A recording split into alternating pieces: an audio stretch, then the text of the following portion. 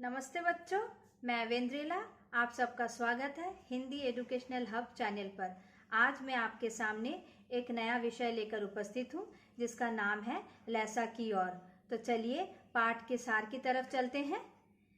ये पाठ जो है यात्रा वृत्तांत हिंदी साहित्य की आधुनिक विद्या है और राहुल सांकृत्यायन इस विद्या के मुख्य रचनाकार है।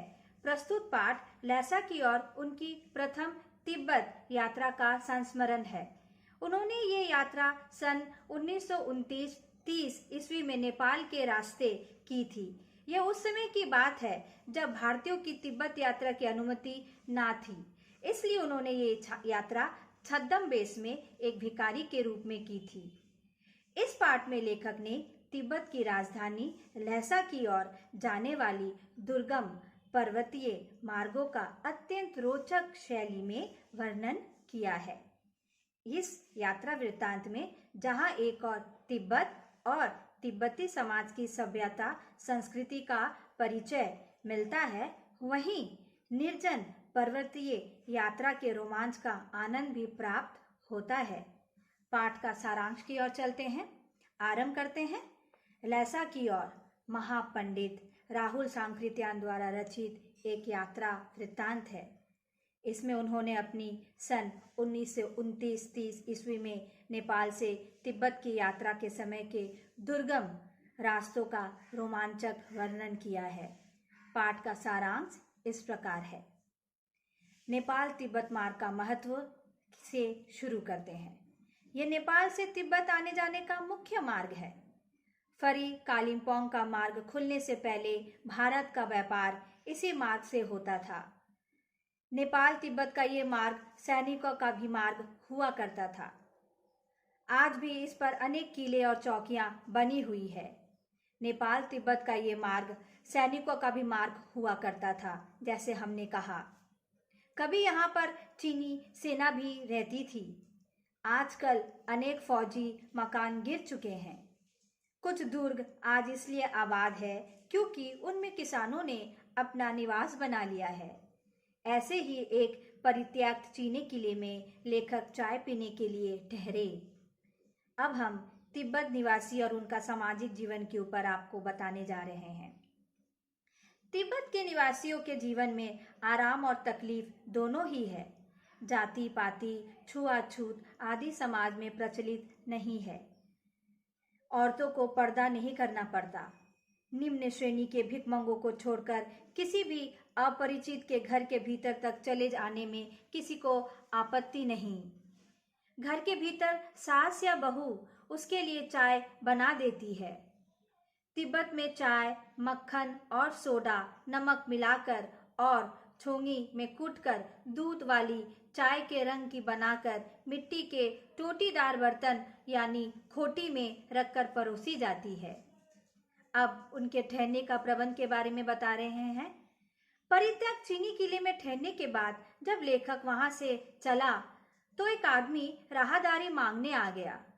लेखक ने अपनी और अपने साथी सुमति, जो कि मंगोल जाति का था, की चिट्ठी उसे दे दी।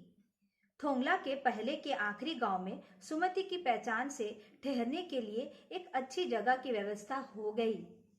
5 साल पहले जब वे यहाँ आए थे तो उन्हें एक गरीब की झोपड़े में ठहरना पड़ा था। अब वे घोड़ों पर सवार होकर एक भद्र यात्री के वेश में आए हैं। उस बार वे भिक्षु के वेश में थे। वहां के लोग शाम के वक्त प्राय छंग पीकर नशे में धूत पड़े रहते हैं। अब थोड़ा थोंगला डांडा थोंगला का जंगल के बारे में आपको बता रहे हैं। डांडे तिब्बत के सबसे खतरनाक स्थल है। ये 16-17 हजार फीट की ऊंचाई पर स्थित है। इतनी अधिक ऊंचाई के कारण यहाँ दूर दूर तक गांव दिखाई नहीं पड़ते। नदियों के मोड़ों और पहाड़ों के कोनों के कारण बहुत दूर तक आदमी के दर्शन नहीं होते। अत्यधिक ऊंचाई और निर्जनता के कारण ये चोरों डकैतों की प्रिय जगह है। यहाँ सरकार पुलिस पर भी व्यय नहीं करती। पुलिस सुरक्षा आदि के प्रबंध नगण्य होने के यहाँ पर हत्याएं के वारदातें प्राय होती रहती है। यहाँ डाकू पहले आदमी को मार डालते हैं, फिर माल जो है लूट लेते हैं। हथियार का कानून ना रहने के कारण यहाँ पर लोग लाठी की तरह पिस्तौल और बंदूक लिए फिरते हैं। लेखक और सुमति को डाकुओं से उतना डर नहीं था, क्योंकि ये लोग भिखमंगों के वेश में यात्रा कर रहे थे। जहां कहीं भी वो खतरनाक स्थिति देखते, टोपी उतारकर, जीभ निकालकर दया की भीख मांगने लगते। घोड़ों पर सवार होकर ये आगे की ओर बढ़ निकली। लेखक और उसके साथी को अगले दिन लंकोर पहुंचना था, इसलिए लेखक की राय से 2 घोड़ों पर सवार होकर 16-17 हजार मील की ऊंचाई चढ़ाई चढ़ने का निर्णय लिया गया। दोपहर के समय वे लोग डांडे पर पहुंचे। समुद्र तल से 17-18 हजार फीट की ऊंचाई पर थी ये जगह।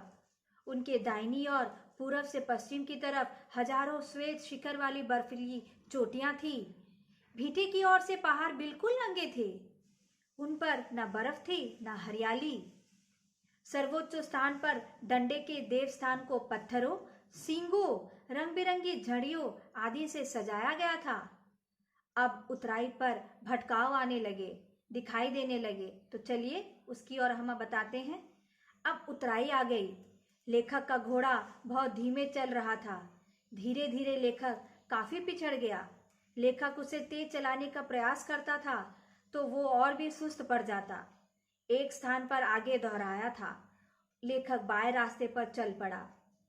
1.5 मील तक आगे चले जाने के बाद उसे पता चला कि वो रास्ता जो है भटक गया है। वो फिर वापस लौटा। इस सारे घटनाक्रम में 4-5 बजे के लगभग वो अपने मित्र सुमति के पास पहुंचा। वो उसका इंतजार कर रहा था और गुस्से में था। मंगोल तो वैसे भी लाल मुंह के होते हैं। गुस्से में सुमति ने लेखक से कहा, मैंने 2 टोकरी कंडे फूंक डाले, 3 बार चाय को गर्म किया। लेखक ने सुस्त घोड़ों की अपनी व्यवस्था बताई तो वो शांत हो गया। लंकोर में वे एक अच्छी जगह पर ठहरे। यहाँ के यजमानों से उन्हें सत्तू, चाय और गर्मा गर्म थुक्पा खाने को मिला। अब वो तिंगड़ी समाधि गिरी पर पहुंचे। आगे वो तिंगड़ी के विशाल मैदान में पहुंचे, जिसके चारों ओर पहाड़ियां ही पहाड़ियां थी। इस विशाल मैदान के भीतर भी एक पहाड़ी थी। इसी पहाड़ी का नाम है तिंगड़ी समाधि गिरी। उसके आसपास अनेक गांव थे, जिनमें सुमति के यजमान रहते थे। सुमति अपनी यजमानों से मिलने सब जगह जाना चाहते थे, जिससे कि वे गंडे पहुंचा सके। गंडे कपड़े की पतली पतली चिड़ी हुई बत्तियों से बनते थे। गंडे खत्म हो जाने पर वे लोग और कपड़ों से गंडे बना लेते थे। लेखक ने सुमति को आसपास के गांवों में न जाने के लिए राजी कर लिया। लेखक ने सुमति से कहा कि इसके लिए वो लहसा पहुंचकर रुपए दे देंगे। अब तिब्बत की तेज धूप की वर्णन कर रहे हैं। लेखक सुमति के साथ आगे बढ़ा। 10-11 बजे की तेज धूप का उन्हें सामना करना पड़ रहा था। उसने अनुभव किया कि तिब्बत की धूप यूं तो बहुत तेज जलाने वाली कड़ी धूप थी, परंतु यदि थोड़े से भी मोटे कपड़े से इसे ढांप लिया जाए तो गर्मी जो है खत्म हो जाती है। मजे की बात यह है कि 2 बजे की धूप में आपका खुला माथा तो आग से जलने लगता है और पीछे का कंधा ठंड से बर्फ हुए जैसा लगता है। लेखक ने धूप से बचने के लिए सिर पर मोटा कपड़ा डाला, पीठ पर अपनी चीजें लादी और ठंडा डंडा जो है हाथ में लेकर फिर अपनी यात्रा आरंभ कर दी। अब वे जो है शेखर विहार की तरफ चल निकले थे। तिब्बत की जमीन छोटे बड़े जागीरदारों में बटी हुई है। इन जागीरों का बड़ा भाग मठों यानी विहारों के हाथों में है। हर एक जागीरदार अपनी अपनी जागीर में बेगारी के मजदूरों से खेती कराता है। जागीर की खेती का इंतजाम देखने के लिए कोई भिक्षु भेजा जाता है, जो जागीर के आदमियों के लिए राजा से कम नहीं होता। शेखर की खेती के मुखिया भिक्षु यानी नमसे बड़े ही भद्र पुरुष थे। लेखक और सुमति से बड़े प्यार से मिले। लेखक का वेश यद्यपि भिखमंगे सा था, फिर भी लेखक ने भिक्षु से ऐसे व्यवहार की कल्पना की थी। यहाँ पर एक बौद्ध मंदिर था, जिसमें कंजूर यानी बुद्ध वचन अनुवाद की हस्तलिखित 103 पोथियां संरक्षित थी। लेखक ने अपना आसन वहीं जमा लिया। पोथियां मोटे मोटे अक्षरों में लिखी हुई थी। एक एक पोथी 15-15 सेर से कम वजन ही नहीं थी। लेखक उन पुस्तकों में डूब गया। सुमति ने मौका देखकर अपने यजमानों के पास जाने के लिए पूछा तो लेखक ने उसे अनुमति दे दी। वो गया और उसी दिन दोपहर बाद लौट आया। अगले दिन वे लोग भिक्षु नमसे से विदाई लेकर चले गए। तो इसी प्रकार जो है पाठ का सार यहीं पर समाप्त होता है। आशा करते हैं आपको जो है पाठ का सार संपूर्ण रूप से समझ में आया होगा। अगर आपको मेरा पाठ पढ़ाना अच्छा लगा तो लाइक और सब्सक्राइब कर दीजिएगा। हम लोग नए विषय के साथ फिर मिलेंगे। तब तक के लिए धन्यवाद।